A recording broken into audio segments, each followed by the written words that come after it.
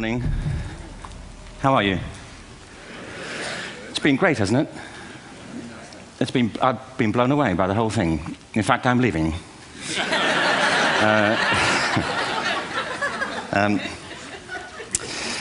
There have been three themes, haven't there, running through the conference, which are relevant to what I want to talk about. One is the extraordinary evidence of human creativity in all of the presentations that we've had and in all the people here.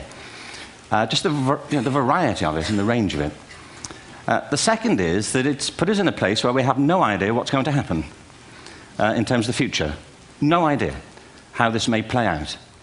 I have an interest in education. Actually, what I find is everybody has an interest in education. Don't you? I find this very interesting. If you're at a dinner party and you say you work in education, actually, you're not often at dinner parties, frankly, if you work in education. You're not asked, you know, and you're never asked back, curiously. That's I think that strikes me. But if you are, and you say to somebody, they say, what do you do? And you say, you work in education, you can see the blood run from their face. They think, oh my God, you know, why me? It's my one night out all week. But if you ask people about their education, they pin you to the wall. Because it's one of those things that goes deep with people. Am I right? Like religion and money and other things. So I have a big interest in education, and I think we all do. We have a huge vested interest in it, partly because it's education that's meant to take us into this future that we can't grasp. If you think of it, children starting school this year will be retiring in 2065. Nobody has a clue, despite all the expertise that's been on parade for the past 4 days, what the world will look like in 5 years' time. And yet we're meant to be educating them for it. So the unpredictability, I think, is extraordinary. And the third part of this is that we've all agreed, nonetheless, on the really extraordinary capacities that children have, their capacities for innovation. I mean, Serena last night was a marvel, wasn't she? Just seeing what she could do. And she's exceptional, but I think she's not, so to speak, exceptional in the whole of childhood. What you have there is a person of extraordinary dedication who found a talent. And my contention is all kids have tremendous talents, and we squander them pretty ruthlessly. So I want to talk about education, and I want to talk about creativity. My contention is that creativity now is as important in education as literacy, and we should treat it with the same status. Thank you.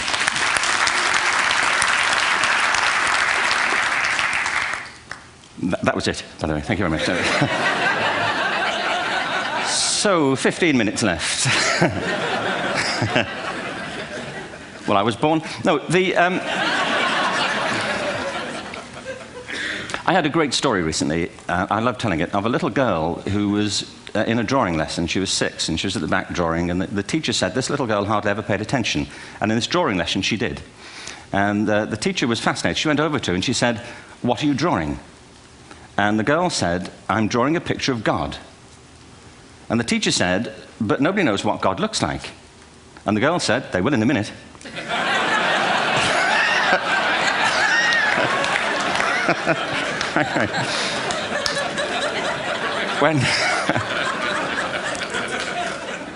When my son was 4 in England, actually he was 4 everywhere, to be honest. I mean, if we're being strict about it, wherever he went, he was 4 that year. But he was in the Nativity play. Do you remember the story? No, it was big. It was a big story. Mel Gibson did the sequel. You may have seen it. I don't know. It was Nativity 2. But James got the part of Joseph, which we were thrilled about. We consider this to be one of the lead parts.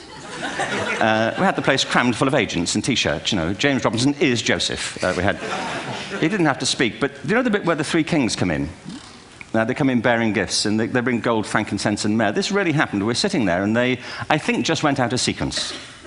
Because we talked to the little boy afterwards and said, you know, are you okay with that? And he said, yeah, why was that wrong? They just switched. I think that was it. Anyway, the 3 boys came in, little 4-year-olds with tea towels on their heads, and they put these boxes down. The first boy said, I bring you gold. And the second boy said, I bring you myrrh. And the third boy said, Frank sent this.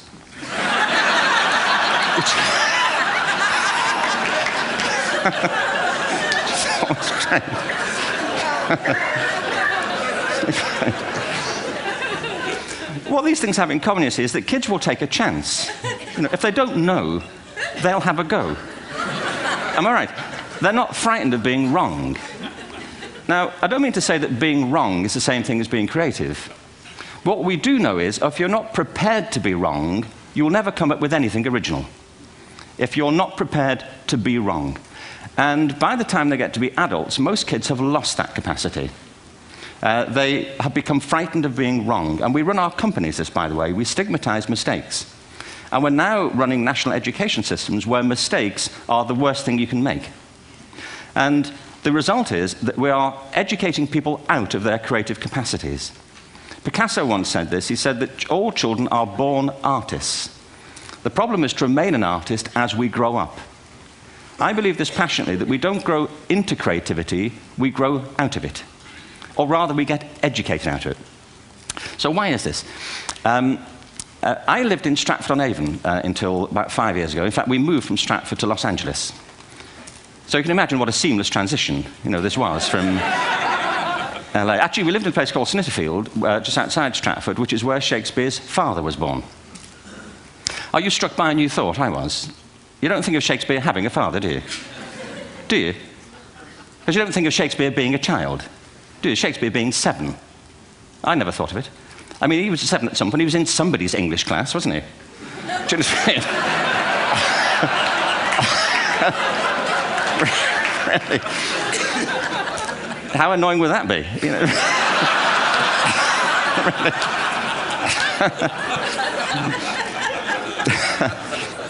Must try harder.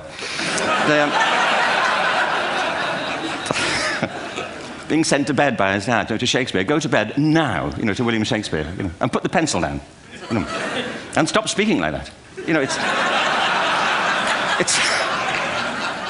It's confusing everybody.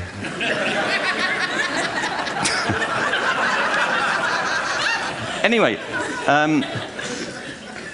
we moved from Stratford to Los Angeles, and I just want to say a word about the transition. Actually, my son didn't want to come. I've got 2 kids. He's 21 now, and my daughter's 16. He didn't want to come to Los Angeles. He loved it, but he had a girlfriend in England. This was the love of his life, Sarah. He'd known her for a month. Mind you, they'd had their 4th anniversary, because it's a long time when you're 16. Anyway, he was really upset on the plane. He said, "I'll never find another girl like Sarah." And we were rather pleased about that, frankly, because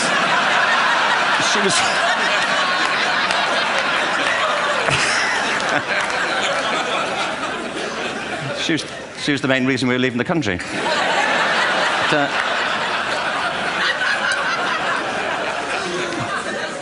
But something strikes you when you move to America and when you travel around the world. Every education system on Earth has the same hierarchy of subjects. Everyone, doesn't matter where you go. You think it would be otherwise, but it isn't. At the top are mathematics and languages, then the humanities, and the bottom are the arts, everywhere on Earth. And in pretty much every system, too, there's a hierarchy within the arts. Art and music are normally given a higher status in schools than drama and dance. There isn't an education system on the planet that teaches dance every day to children the way we teach them mathematics. Why? Why not? I think this is rather important. I think maths is very important, but so is dance. Children dance all the time if they're allowed to. We all do. We all have bodies, don't we? Did I miss a meeting? I think... Truthfully, what happens is, as children grow up, we start to educate them progressively from the waist up. And then we focus on their heads, and slightly to one side. If you were to visit education as an alien and say, what's it for, public education, I think you'd have to conclude, if you look at the output, who really succeeds by this? Who does everything they should? Who gets all the brownie points? Who are the winners? I think you'd have to conclude the whole purpose of public education throughout the world is to produce university professors. Isn't it? They're the people who come out the top. And now, I used to be one. So there.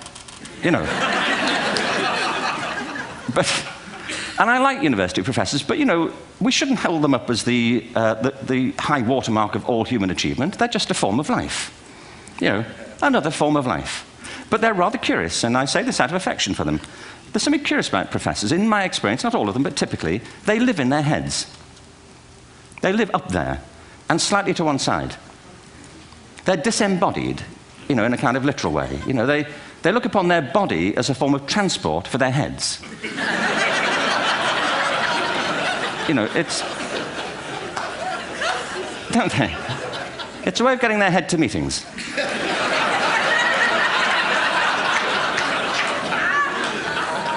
If you want real evidence of out-of-body experiences, by the way, get yourself along to a residential conference for senior academics and pop into the discotheque on the final night. And there you will see it. Grown men and women writhing uncontrollably off the beat. Waiting to end so they can go home and write a paper about it. Now, our education system is predicated on the idea of academic ability. And there's a reason. The whole system was invented around the world. There were no public systems of education really before the 19th century.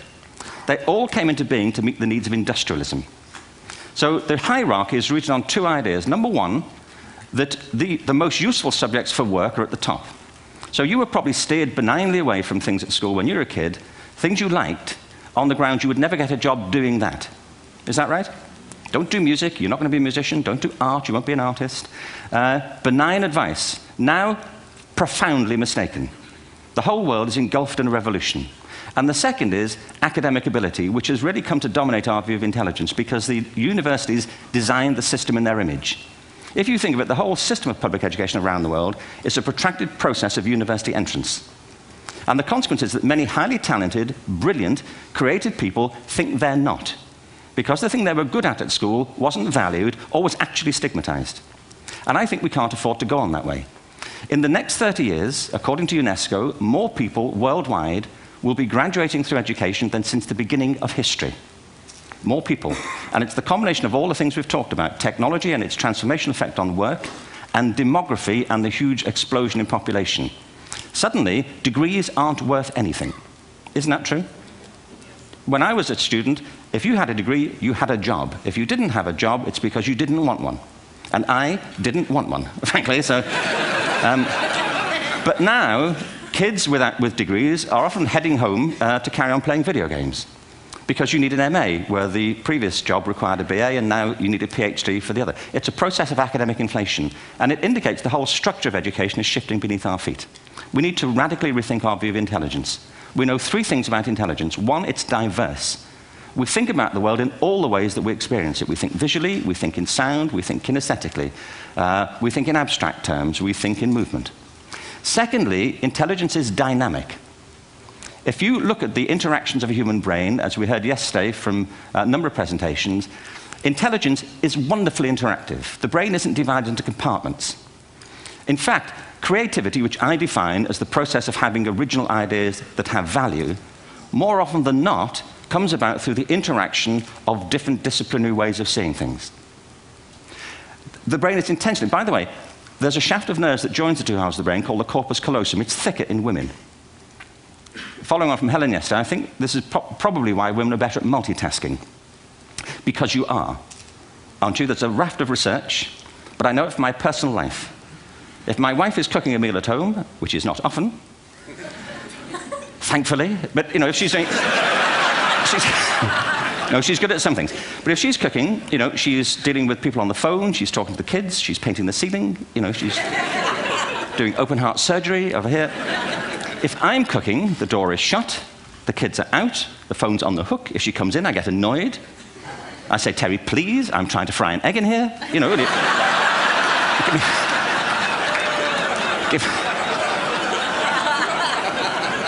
Give me a break.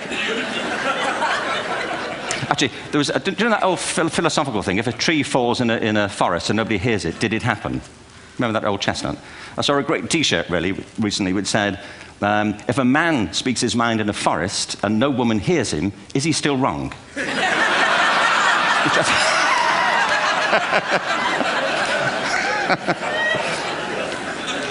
And the third thing about intelligence is it's distinct. I'm doing a new book at the moment called Epiphany, which is based on a series of interviews with people about how they discovered their talent. I'm fascinated by how people got to be there. It's really prompted by a conversation I had with a wonderful woman who most people have never heard of. She's called Gillian Lynn. Have you heard of her? Some have. She's a choreographer, and everybody knows her work. She did Cats.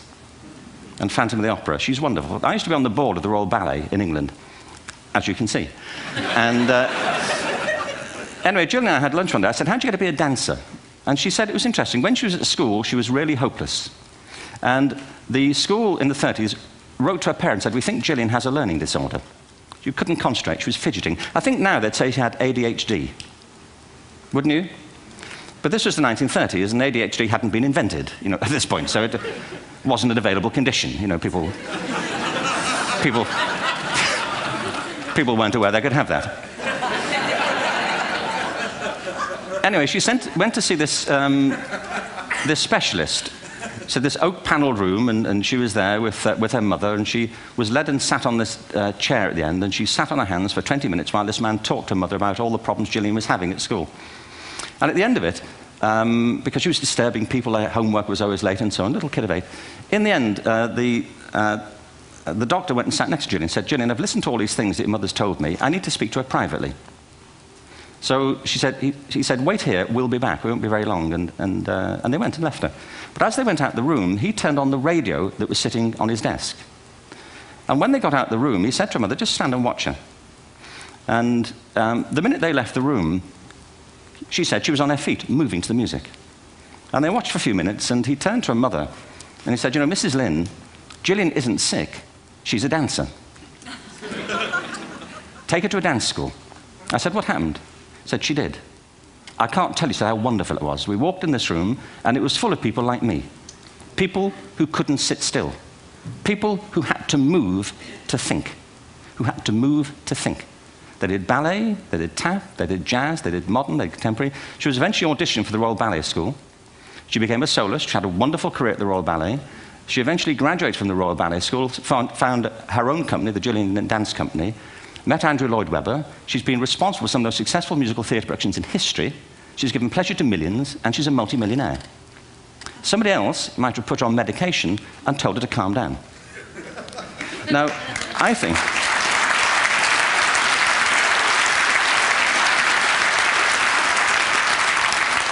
What I think it comes to is this. Al Gore spoke the other night about ecology and the revolution that was triggered by Rachel Carson. I believe our only hope for the future is to adopt a new conception of human ecology, one in which we start to reconstitute our conception of the richness of human capacity. Our education system has mined our minds in the way that we've strip-mined the earth for a particular commodity, and for the future, it won't serve us. We have to rethink the fundamental principles on which we're educating our children. There was a wonderful quote by Jonas Salk, who said, if all the insects were to disappear from the earth, within 50 years, all life on earth would end. If all human beings disappeared from the earth, within 50 years, all forms of life would flourish. And he's right. What TED celebrates is the gift of the human imagination. We have to be careful now that we use this gift wisely and that we avert some of the scenarios that we've talked about. And the only way we'll do it is by seeing our creative capacities for the richness they are and seeing our children for the hope that they are. And our task is to educate their whole being so they can face this future. By the way, we may not see this future, but they will. And our job is to help them make something of it. Thank you very much. Bravo. Hierher.